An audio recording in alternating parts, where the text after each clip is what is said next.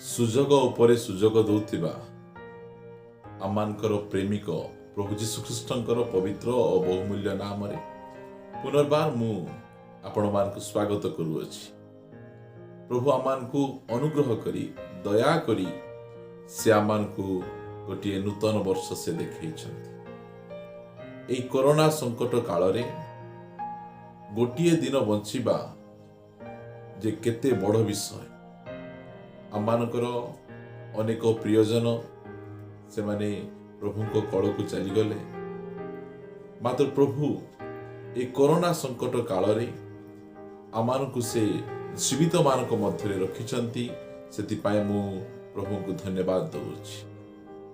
ଏହି ନୂଆ ବର୍ଷରେ ମୁଁ ଆପଣମାନଙ୍କୁ କେଉଁ 5ଟି ବିଷୟ କରିବା କଥା ନୁହେଁ, ସେ ବିଷୟରେ ମୁଁ ଆପଣଙ୍କୁ ଅଳ୍ପ ସମୟ ମୁଁ କହିବା ପାଇଁ ଚାହେଁ। ସେଇ 5ଟି ବିଷୟ ମଧ୍ୟରୁ ଗୋଟିଏ ବିଷୟ ହେଲା, ମୁଁ ଆପଣମାନଙ୍କ ନିକଟରେ ପ୍ରଥମ ବିଷୟ ରଖିବା ପାଇଁ ଚାହେଁ ଯେ ଏହି ନୂଆ ବର୍ଷରେ ଯେଉଁ 5ଟି ବିଷୟ ଆମେ କରିବା ନାହିଁ, ସେ 5ଟି ବିଷୟ ମଧ୍ୟରୁ ପ୍ରଥମ ବିଷୟ ହେଲା ଆମେ ଲୋକ ଦେଖାଣିଆ ଆମେ ଧର୍ମ କର୍ମ କରିବା ନାହିଁ। ମାଥ୍ୟୁ ଲିଖିତ ସୁସମାଚାର 6 ଅଧ୍ୟାୟର 1 ପଦରେ ପ୍ରଭୁ ଯୀଶୁଖ୍ରୀଷ୍ଟ ସେ ପର୍ବତ ଉପଦେଶରେ ସେ ଆମ୍ଭମାନଙ୍କୁ କହନ୍ତି, ଲୋକ ଦେଖାଇବା ପାଇଁ ସେମାନଙ୍କ ସାକ୍ଷାତରେ ଯେପରି ଧର୍ମ କର୍ମ ନ କର, ଏଥିପାଇଁ ତୁମ୍ଭେମାନେ ସାବଧାନ ହୋଇଥାଅ।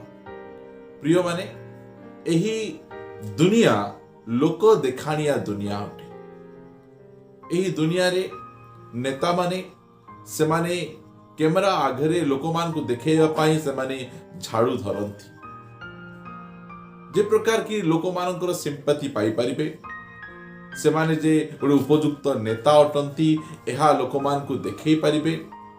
ସେଇ ପ୍ରକାର ଭାବରେ ସେମାନେ ଲୋକ ଦେଖାଣିଆ କାମ ଗୁଡ଼ିକ କରନ୍ତି ସେମାନେ। ମାତ୍ର ବାଇବଲର ପରମେଶ୍ୱର ପ୍ରଭୁ ଯୀଶୁଖ୍ରୀଷ୍ଟ ସେ ଆମମାନଙ୍କୁ କହନ୍ତି, ତୁମ୍ଭେମାନେ ଲୋକ ଦେଖାଣିଆ ଧର୍ମ କର୍ମ କର ନାହିଁ।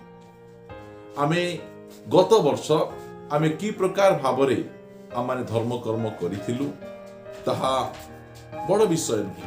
ମାତ୍ର ଏହି ନୂତନ ବର୍ଷରେ ପ୍ରଭୁଙ୍କ ଦାସ ଭାବରେ ମୁଁ ଆପଣମାନଙ୍କୁ କହିବା ପାଇଁ ଚାହେଁ, ଆମମାନେ ଲୋକ ଦେଖାଣିଆ ଉପର ଠାଉରିଆ ଆମେ ଖ୍ରୀଷ୍ଟିଆନ ଜୀବନଯାପନ ଆମେ କରିବା ନାହିଁ।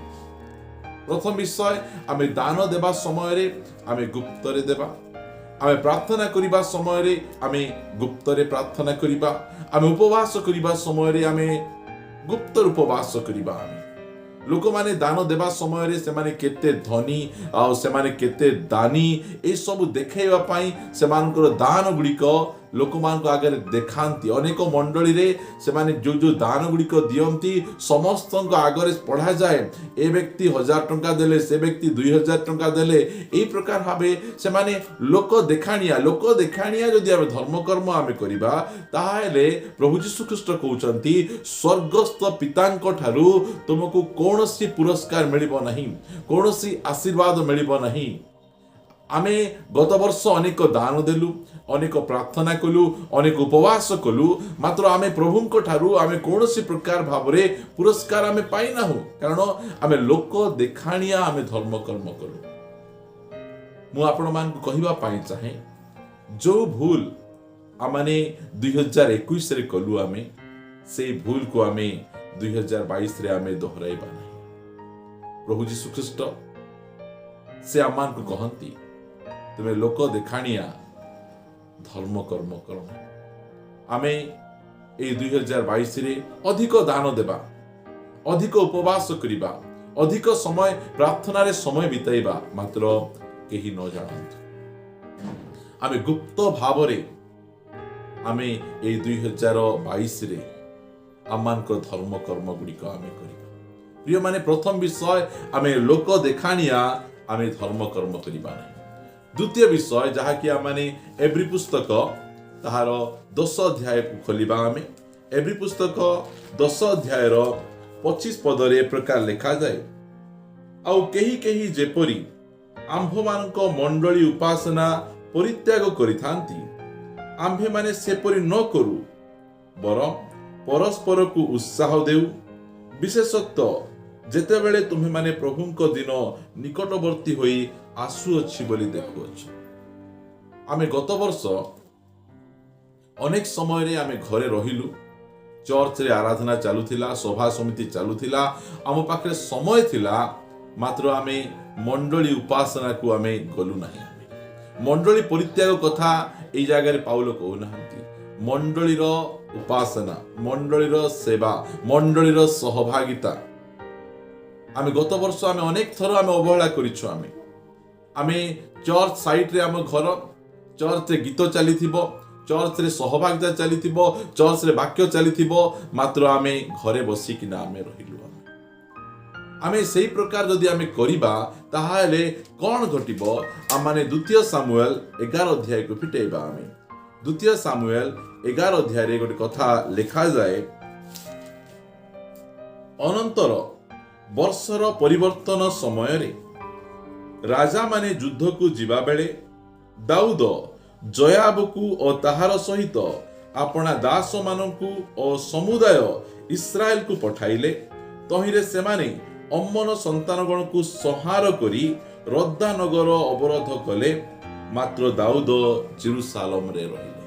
ଏହି ସ୍ଥାନରେ ଦାଉଦ, ଯେ କି ତାଙ୍କ ଜୀବନରେ କେବେ ମଧ୍ୟ ପରାଜିତ ହୋଇନାହାନ୍ତି, ଯାହାକୁ ପ୍ରଭୁ କହନ୍ତି ଦାଉଦ ମୋ ମନର ମତ ବ୍ୟକ୍ତି ଅଟନ୍ତି, ସେହି ପ୍ରକାର ଦାଉଦ ସେ କ'ଣ କଲେ? ଯେଉଁ ସମୟରେ ଯୁଦ୍ଧ ଚାଲିଛି ସେ ସମୟରେ ଯୁଦ୍ଧକୁ ନ ଯାଇ ସେ ଘରେ ସେ ଶୋଇକିନା ଥିଲେ। ସେ କ'ଣ ଘଟୁଛି 2 ପଦରେ? ଅନନ୍ତର ଦିନେ ସନ୍ଧ୍ୟା ସମୟରେ ଦାଉଦ ଆପଣା ଶଯ୍ୟାରୁ ଉଠି ରାଜଗୃହର ଛାତ ଉପରେ ବୁଲୁଥିଲେ। ପୁଣି ସେହି ଛାତ ଉପରୁ ସେ ଏକ ସ୍ତ୍ରୀକୁ ସ୍ନାନ କରୁଥିବା ଦେଖିଲେ। ସେହି ସ୍ତ୍ରୀ ଦେଖିବାକୁ ଅତି ସୁନ୍ଦରୀ ଥିଲା। ଆଗରେ କ'ଣ କ'ଣ ଘଟଣା ଗୁଡ଼ିକ ଘଟିଛି ଆପଣମାନେ ଅତି ଭଲ ଭାବରେ ଜାଣିଛନ୍ତି।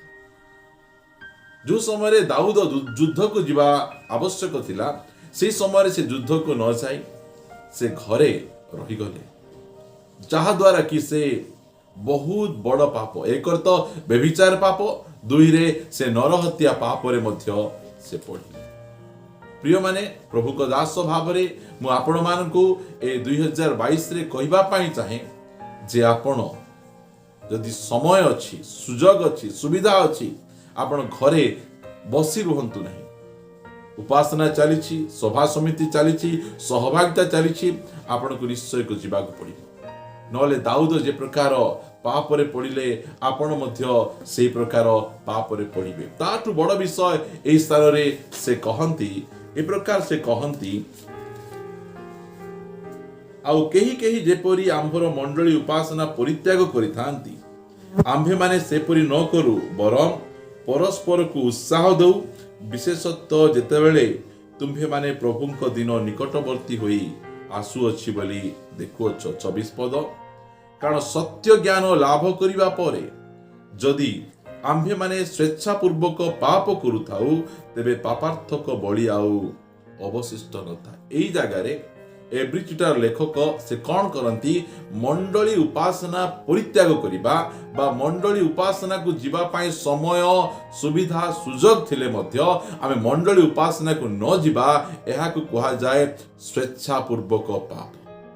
ବ୍ୟଭିଚାର କରିନାହାନ୍ତି, ଚୋରି କରିନାହାନ୍ତି, ମିଥ୍ୟା ସାକ୍ଷ୍ୟ ଦେଇନାହାନ୍ତି, ମାତ୍ର ମଣ୍ଡଳୀ ଉପାସନାକୁ ନ ଯିବା ଏହା ହେଉଛି ସ୍ୱେଚ୍ଛାପୂର୍ବକ ପାପ ଅଟେ।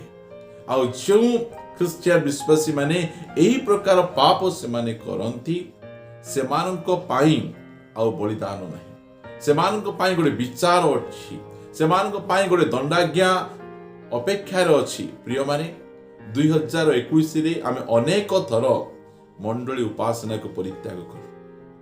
ଏଇ 2022ରେ ଯେଉଁ 5ଟି ବିଷୟ ଆମେ କରିବା କଥା ନୁହେଁ, ସେଥିମଧ୍ୟରୁ ଦ୍ୱିତୀୟ ବିଷୟ ହେଲା ଆମେ ମଣ୍ଡଳୀ ଉପାସନା ପରିତ୍ୟାଗ କରିବା ନାହିଁ, ଆମେ ସହଭାଗିତା ପରିତ୍ୟାଗ କରିବା ନାହିଁ। ଆମେ ସମୟ ଥିଲେ ଘରେ ଆମେ ଆମମାନଙ୍କ ସମୟକୁ ଆମେ କଦାଚାରରେ ନଷ୍ଟ କରିବା ନାହିଁ, ଆମେ ଉପାସନାକୁ ଯିବା, ଆମେ ସହଭାଗିତାକୁ ଯିବା। ମୁଁ ଆପଣମାନଙ୍କ ନିକଟରେ ତୃତୀୟ ବିଷୟ ରଖିବା ପାଇଁ ଚାହେଁ, ଯାହା ଆମମାନେ ପାଇପାରିବା 1 Corinthians 11 ଅଧ୍ୟାୟ प्रथम करंतिय 11 अध्यायर आमने 27 पद आमे पढ़िबा। सेठारे ए प्रकार लिखा जाए, अतएव जे केही अयोग्य भावरे प्रभुंकर एही रोटी भोजन करे किंबा एही पात्रु पान करे से प्रभुंक शरीर और रक्तर दायी हेबो। प्रिय माने ख्रिस्टियन भाई भौणी माने से माने मन इच्छा जीवन यापन करती आउ जो समय रे से माने प्रभु भोज को आसंती आ मन इच्छा जीवन यापन करी से माने प्रभु भोज रो अंशी ही जाती। आमाने केही प्रभु भोज रो योग्य आमे नाहु, मात्र यीशु ख्रिस्टंकर रक्त यीशु ख्रिस्टंकर मृत्यु आज आमे से स्वर्गीय मेजर अंशी हेबा पाई आमको योग्य करी अछि। मात्र आमे अयोग्य भावरे गुप्त पापरे लिप्त रही काहाकू क्षमा न देई घरे अशांति हेई आमाने विभिन्न प्रकार कदाचार रे अश्लील वीडियो गुड़िक आमे देखी सही प्रकार जीवन यापन करी जदि आमे प्रभु भोजर अंशी हेबा ताहाले आमे ताहांकर रक्तर दायी हेबा, ताहांकर मांसर आमे दायी हेबा। ख्रीष्टर प्रिय भाई भौणी माने ए जो नूतन वर्ष रे जो 5टी विषय आमे करिबा कथा नुहे सेथि मध्यरु तृतीय विषय हैला आमे अयोग्य भावरे आमे प्रभुंकर मेजर आमे अंशी हेबा नहीं। मेजर अंशी हेले कौन हुए आमाने पढ़िबा आमे 31 पदरु, किंतु जदि आम्भे माने आपणा आपणार विचार करंतु तेबे विचारित हेउ न थांतु आउ जगत सहित जेपरि दंडाज्ञा प्राप्त न हेउ एथि निमंते प्रभुंक द्वारा विचारित होई आम्भे माने शास्ति भोग करूअछु। अतएव मोहर भाई माने तुम्भे माने भोजन करिबा निमंते समेत हेबा समय रे परस्पर पाई अपेक्षा करो। ए स्थान रे अनेक कथा से कहिबा मध्यरे से 30 पदरे से आमान को कहंती, एहेतु तुम्भ मानक मध्यरे अनेके दुर्बल ओ पीड़ित पुणी अनेक महानिद्रा प्राप्त अटंती। प्रिय माने जो समय रे आमे अयोग्य भावरे प्रभु भोजर आमे अंशी हेउ सेतेबेले अनेक लोक समय पूर्वरु से माने मृत्युवरण करती। लिखा जाए 30 पदरे, एहेतु तुम्भ मानक मध्यरे केउ हेतु अयोग्य भावरे प्रभुंकर मेजर अंशी हेबा द्वारा अनेके दुर्बल से माने बलवान ही पारुनांती, जहा भी खाइले मध्य से माने तंदुरुस्त ही पारुनांती, सुस्थ सबल ही पारुनांती, से मान को देह को लागू नहीं। काहे कि से मान को देह को लागू नहीं कारण से माने अयोग्य भावरे प्रभुंकर रक्त और मांस बा प्रभु भोजर अंशी ही छंती। सेति पाई से माने दुर्बल अटंती सब क्षेत्र रे, आत्मिक क्षेत्र रे दुर्बल, शारीरिक क्षेत्र रे दुर्बल, आर्थिक क्षेत्र रे दुर्बल, पारिवारिक क्षेत्र रे से माने दुर्बल अटंती। जो 5टी विषय आमे करिबा नहीं अयोग्य भावरे आमे प्रभुंकर मेजर अंशी हेबा नहीं, नले आमे दुर्बल होई जिवो। ताउते लिखा जाए पीड़ित, अनेक लोक पीड़ित होइचंती। काहेकि पीड़ित होइचंती? जो समय रे से मेडिकल जानती, औषध खांती, से मानकर कोनसी औषध से मान को सुस्थ करि पारु नहीं। से माने को प्रकार रोग रे आक्रांत मेडिकल साइंस डॉक्टर माने से बुझी पारु नाहंती। से मान को रोगरु से मान सुस्थ होई पारु, पीड़ित अवस्था रे से मान को समय को बितांती। प्रभु को दास भाव रे मु आपण मान कहबा पाई चाहे काहे के प्रकार घटुची कारण अयोग्य भाव रे से माने प्रभुंकर मेजर अंशी ही छंती, पीड़ित पुणी अनेक महानिद्रा प्राप्त अटंती।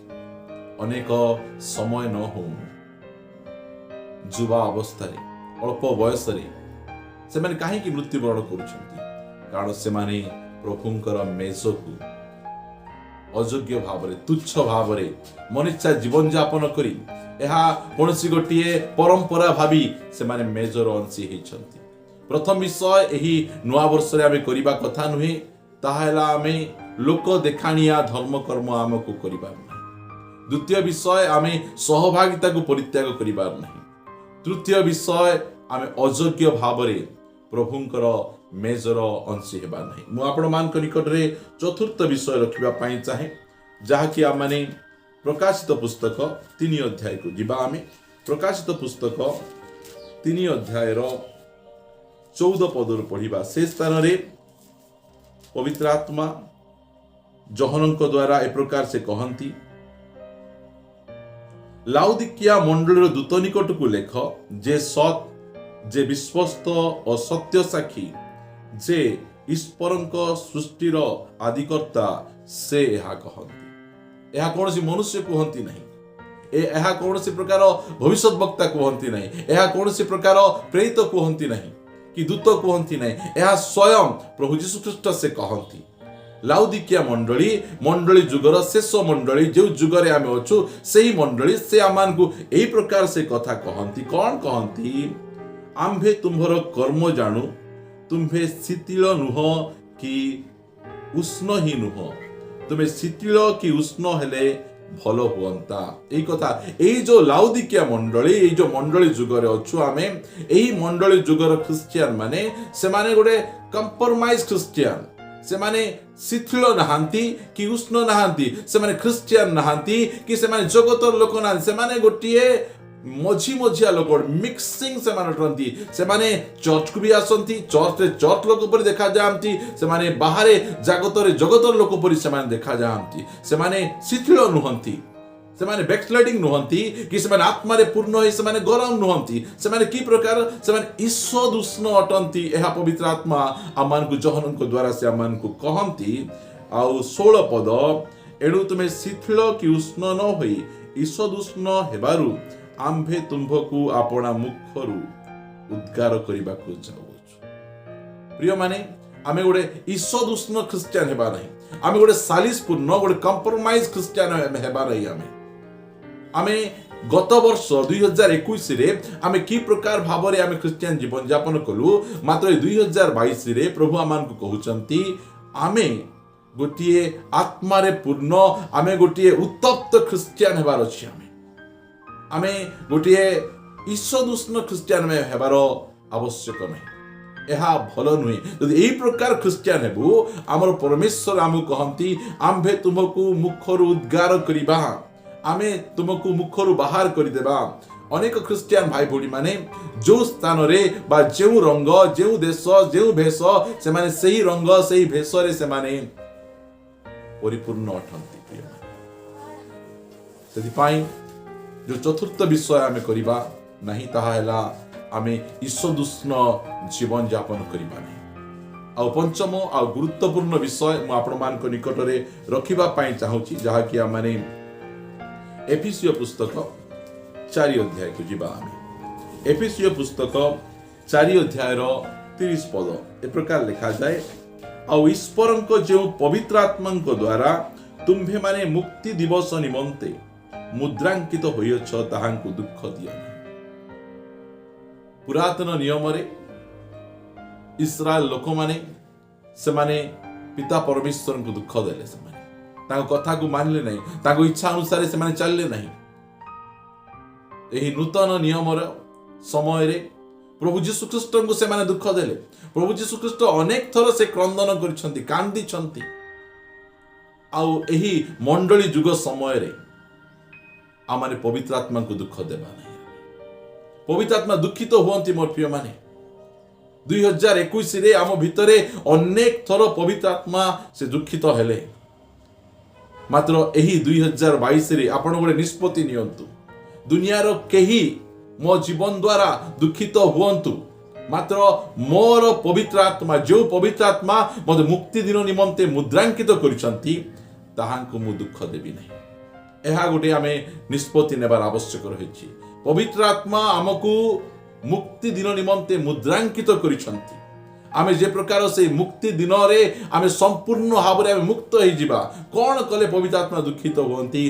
तळ पद गुडी करे लिखा जाए 31 पद रे, समस्त प्रकार कटु भाव, जो समय रे आमे कटु भाव, कटु कथा कहू, काहाकू बादिला परी, काहाकू देखेला परी, आमे कमेंट्स कला परी आमे कथाबार्ता हेउ, से समय रे जो पवित्र आत्मा आमर अंतर रे आमर मध्य अछंती, से भितरे से दुखित होउथिबे, से तांको दुख लागुथिबो।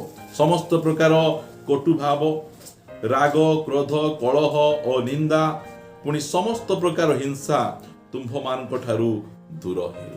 प्रिय माने जदि यही सबु जाक आम ठारू दूर हेबो ताहाले आमानकर पवित्र आत्मा जे कि आम अंतर अछंती मुक्ति दिन निमंते जे कि मुद्रांकित करिसंती से दुखित हेबे नहीं। एही नूतन वर्ष रे आमको केहू 5टी विषय आमे करिबा कथा नुहे। प्रथम विषय हैला आमे लोक देखाणिया धर्म कर्म करिबा कथा नुहे, सहभागिता को परित्याग करिबा कथा नुहे, अयोग्य भाव रे प्रभुंक मेजर अंशी हेबा कथा नुहे। चतुर्थ विषय आमे गोटे बुझामणा बा ईशदुष्ण ख्रिस्टियन जीवन यापन करिबा कथा नुहे। आ शेष विषय हैला पवित्र आत्मा को आमे दुखित करिबा नहीं। प्रिय माने केउ 5टी विषय आमे करिबा कथा से कथा आमे पछे देखिबा, मात्र केउ 5टी विषय करिबा कथा नुहे से विषय आमे एई समय देखिछु।